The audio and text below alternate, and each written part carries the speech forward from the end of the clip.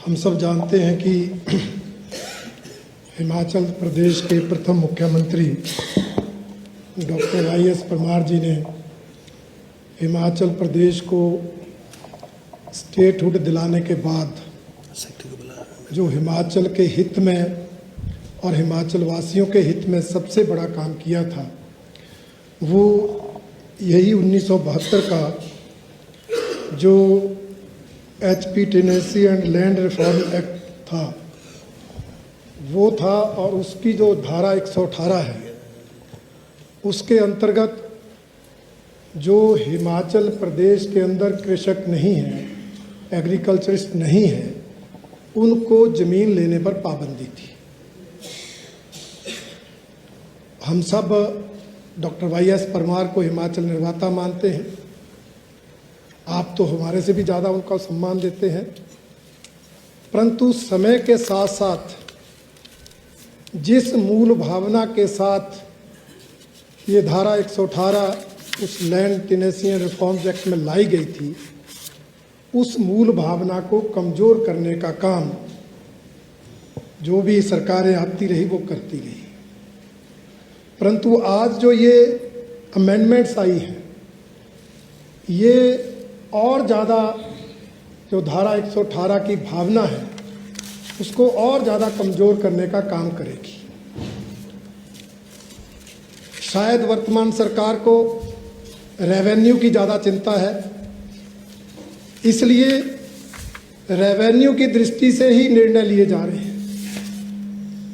चाहे उसमें हिमाचल प्रदेश के आम नागरिकों के हितों का कुठाराघात हो रहा हो, चाहे हमारे प्रदेश की सभ्यता संस्कृति उजड़ रही हो। अभी जिस अमेंडमेंट की चर्चा माननीय राजस्व मंत्री जी ने की है वो धारा 118 के सबसेक्शन 1 के क्लॉज 3 में इन्होंने इंसर्ट किया है और उसके अनुसार अब ग्रामीण क्षेत्र में भी नॉन एग्रीकल्चरिस्ट जो कृषक नहीं है वो प्रॉपर्टीज़ को 10 साल तक लीज पर ले सकते हैं। उनको 118 के अंदर परमिशन लेने की आवश्यकता नहीं है। हम कितना बड़ा अपराध करने जा रहे हैं। हिमाचल प्रदेश में आज होम स्टे के नाम पर भवन चल रहे हैं। जो भवन बनाता है वो चलाता है या वो किसी हिमाचली को लीज पर देता है वो चला रहा है। परंतु अब इसके बाद पंजाब और अन्य प्रदेशों से लोग आकर उन भवनों को लीज पर लेंगे और वो होम स्टे चलाएंगे। वो वहां पर बाहर से ही स्टाफ रखेंगे, वहां पर बाहर के ही लोगों को रोजगार देंगे और वहां पर जो काम वो करेंगे वो शायद हमारे प्रदेश की पहाड़ी संस्कृति के अनुरूप नहीं होंगे। हम बाहरी लोगों को खुला निमंत्रण दे रहे हैं कि वो आए और ग्रामीण क्षेत्र में भी आकर जो है व्यापार करें, बिजनेस करें। किसी की परमिशन लेने की आवश्यकता नहीं। अध्यक्ष महोदय, मैं मानता हूं ये धारा 118 की मूल भावना के बिल्कुल खिलाफ है। हालांकि उस समय तो पूरे प्रदेश में था, बाद में अमेंडमेंट करके अर्बन में अलाउ किया, अब आप रूरल में भी अलाउ कर रहे हो, पूरे प्रदेश में अलाउ कर रहे हो। इससे हमारे लोग कहां जाएंगे? आज हमारा कोई व्यक्ति जाकर किसी एरिया में जाकर होम स्टे ले लेता है लीज पर, या कोई भवन बिजनेस के लिए लीज पर ले लेता है, परंतु जब बाहर से जो एग्रीकल्चर नहीं है दूसरे प्रदेशों से आएंगे, वो जो किराया देंगे, वो जो लीज मनी देंगे, उसको हमारे लोग कंपीट नहीं कर पाएंगे। और यही भावना थी 118 की कि बाहर के लोग ज़्यादा पैसा देकर हमारी ज़मीन खरीदेंगे और खरीदकर यहाँ के लोगों को लैंड लेस कर देंगे। और एक तरह से हम उसका ही रास्ता खोल रहे हैं। आपने तो जो पढ़ा है वो शायद आधा पढ़ा है, पर इस अमेंडमेंट में तो ये है कि transfer by way of lease of a building और part there of situated in a rural area for a period of not exceeding 10 years. आगे एक लाइन और है जो आपने नहीं पढ़ी, extendable further for the same period, मतलब 10 साल के लिए और एक्सटेंड। इसका मतलब आप 20 साल के लिए लीज खोल रहे हैं और बाहर का व्यक्ति आकर जो 20 साल किसी भवन को अपने पास रखेगा, वहां पर बिजनेस जमाएगा, वो फिर जाने वाला नहीं। हमारे लोग रोजगार से वंचित होंगे, बाहर के लोग आकर हम पर राज करेंगे, हमारे बिजनेस, हमारी प्रॉपर्टीज पर राज करेंगे। धीरे धीरे आपके बगीचे भी लीज होंगे, धीरे धीरे जमीनें भी लीज होंगी और एक तरह से बाहरी लोगों को हिमाचल में 20-20 साल तक बसने का निमंत्रण दे रहे हैं। 20 साल में 10 साल के बाद तो नई जनरेशन आ जाती। तो आप किस तरह से, जो आदरणीय परमार जी ने धारा 118 लाकर हिमाचल के हितों की रक्षा करने का प्रावधान किया था, हिमाचल की सभ्यता संस्कृति को बचाने का काम किया था, उसको आप कैसे कुठाराघात कर रहे हैं? वो आकर कुछ भी करेंगे। होम स्टे में क्या क्या चलेगा मैं उसका वर्णन नहीं करना चाहता, आप सोच सकते हैं। उन्हें हमारी पहाड़ी संस्कृति की चिंता नहीं होगी। इसलिए अध्यक्ष महोदय, मैंने अमेंडमेंट भी दी है, पर आप मेरी हर अमेंडमेंट को रिजेक्ट कर देते हैं। नहीं, रिजेक्ट नहीं कर देते, सुनो। परंतु अब आपने रेफर कर दी तो मैं, क्योंकि मैं रेफर, चलो कोई नहीं, मैं सुनो, सर आपको आपकी चीज को चुनौती थोड़ी दे रहे। नहीं चुनौती नहीं है, आपने जो कर दिया आप जो बोल रहे हैं। एक मिनट, मैंने आज 9:30 बजे अमेंडमेंट दे दी थी। एक मिनट सर, कोई नहीं बात सर, एक मिनट बैठ जाओ। मैं कहाँ रिजेक्ट हुई, कैसे रिजेक्ट हुई बता देता हूँ आपको मैं। ये जो माननीय रणधीर शर्मा जी ने इस बिल के ऊपर 5 संशोधन की सूचना 3/12/2025 प्राप्त 10 बजे तक जो है इस पर प्राप्त हो जानी चाहिए। बिल हुआ इंट्रोड्यूस 1 तारीख को और इस पर सूचना हमको विद इन 24 आवर्स है, हमारा जो रूल है उस पर मिल जानी चाहिए। वो सूचना आज दी आपने सवेरे, ये अमेंडमेंट्स आज सवेरे दी है 5/12 को 9:24 पर, इसलिए इसको आप स्वीकार कर दिया। फिर भी आप बोल रहे हैं मैं I have given you permission. Sir पहले तो ये था, जिस दिन बिल इंट्रोड्यूस होता था उस दिन सुबह 10 बजे से पहले तक दे सकते थे, पहले यही व्यवस्था नहीं थी। तो आपने दी थी ना, आज दी है ना। ये बिल तो वो इंट्रोड्यूस नहीं, आज तो डिस्कशन पर है। जिस दिन डिस्कशन पे लगता था सर, आज तो डिस्कशन, मैंने पहले भी अमेंडमेंट दी है और आज भी डिस्कशन पर इसलिए है क्योंकि माननीय नेता प्रतिपक्ष ने अनुरोध किया था कि पिछले कल आपका प्रोटेस्ट है तो इस बिल को जो है। नहीं, मेरा कोई प्रोटेस्ट नहीं सर, मैं तो रिक्वेस्ट ही कर सकता हूँ। The rules which I am referring to. दूसरा सर, सेक्शन 118 के सब सेक्शन 2 में क्लॉज ई को भी सब्स्टिट्यूट किया गया है और उसमें इन्होंने एक तो कंपनीज एक्ट जो बदला है उसका रेफर किया है और बाद में कोऑपरेटिव सोसाइटीज को अलाउ किया है। ये ठीक है, उसमें इन्होंने जो प्रावधान किया है कि उसी कोऑपरेटिव सोसाइटी को एग्जम्प्ट किया जाएगा जिसके सारे मेंबर्स एग्रीकल्चरिस्ट होंगे। परंतु जब आप कोऑपरेटिव सोसाइटी को अलाउ कर रहे हैं तो जो कंपनी एक्ट में कंपनी रजिस्टर है उनको भी करना पड़ेगा, वो भी सेम कंडीशन है। फिर हम तो चाहेंगे कि धार्मिक संस्थाएं जो सिर्फ आध्यात्मिक काम करती हैं, कोई प्रॉफिट, कोई लॉस, कोई बिजनेस नहीं करती, और उनके भी अगर मेंबर कृषक ही हैं तो उनको भी अलाउ करिए। तो आप ये पिंडोरा वैक्स खोलना चाहते हैं, हमें कोई ऑब्जेक्शन नहीं है, परंतु जो वही बात बार बार आ रही है कि उससे जो भावना होती है उस पर आप जरूर ध्यान दें।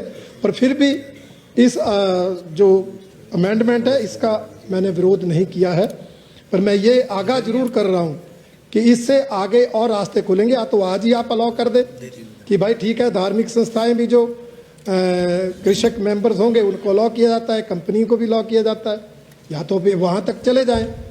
अन्यथा ये यहाँ तक लिमिट रखना ये तर्कसंगत नहीं है।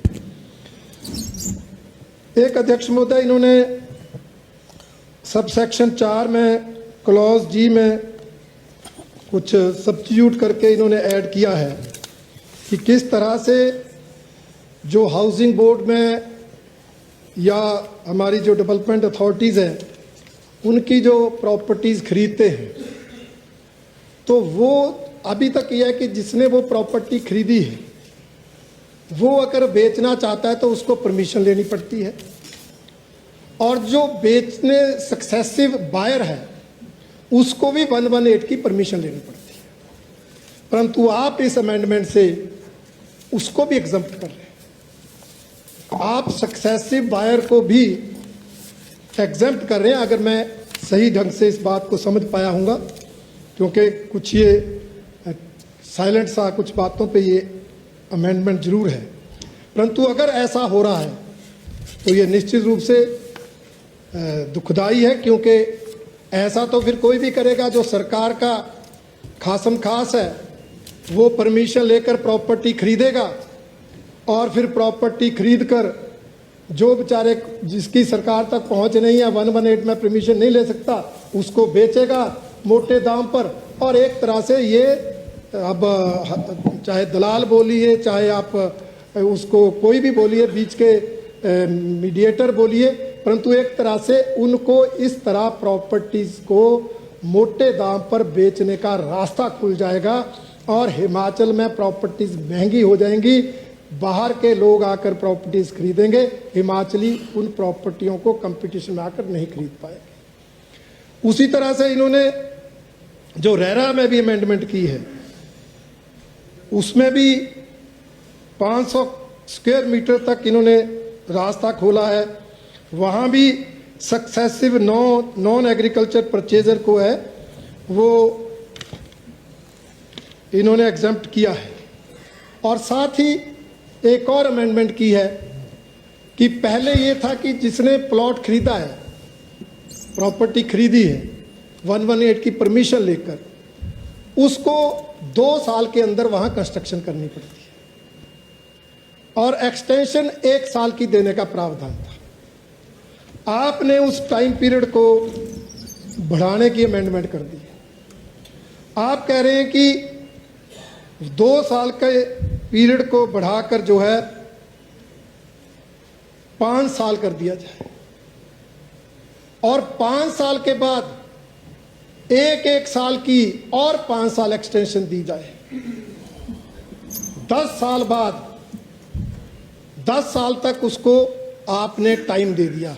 बीच में कुछ फाइन का प्रावधान है, वो आपके दिमाग में रेवेन्यू का जो वो है वो चला ही रहता है, परंतु मुझे लगता है कि ये भी एक तरह से हिमाचल प्रदेश के अंदर इस तरह की प्रॉपर्टी डीलरों की फौज खड़ा करने का काम है।